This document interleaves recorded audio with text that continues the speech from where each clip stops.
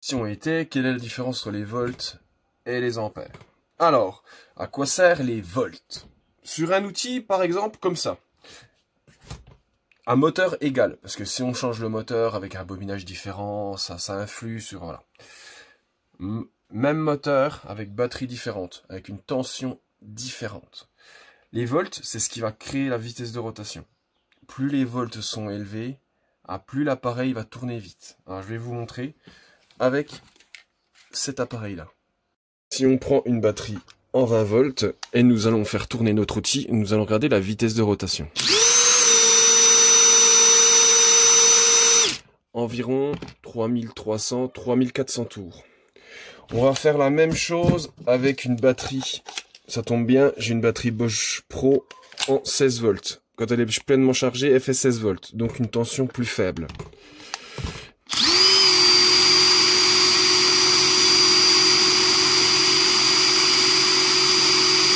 L'outil tourne à 2700 tours. Après réduction de la tension, en fait, on peut remarquer que l'outil tourne beaucoup moins vite. Donc, ce qui fait la vitesse de rotation, c'est la tension de la batterie. Après, à savoir que si on n'a pas assez de capacité, c'est pareil, ça fait réduire la vitesse de rotation. Mais bon, là, je reste vraiment dans le sujet principal.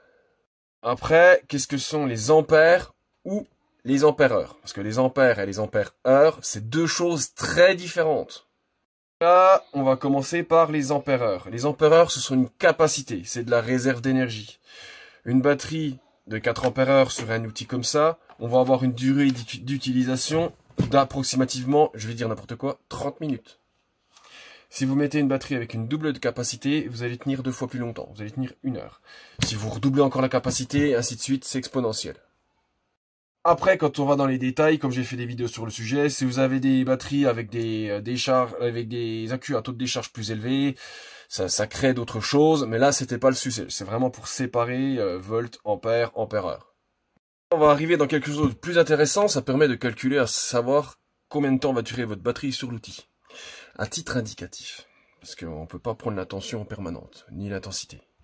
Donc là, ce que j'ai, c'est que j'ai un petit adaptateur avec un fil qui passe pour pouvoir mettre ma pince ampère-métrique. Et je vais vous montrer ce qui se passe quand on le démarre.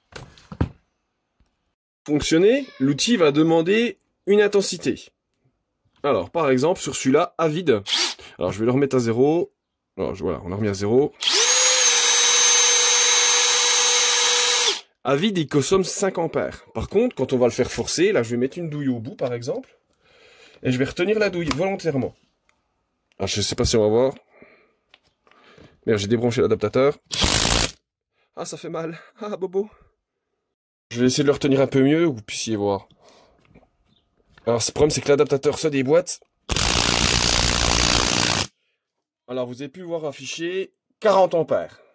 40 ampères, ça va être le courant consommé en instantané par l'outil. C'est beaucoup, hein, mine de rien.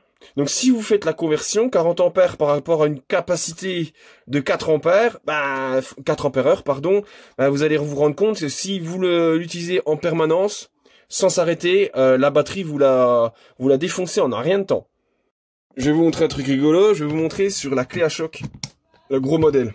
Voir là, déjà rien qu'à vide, ce qu'elle bouffe. Regardez.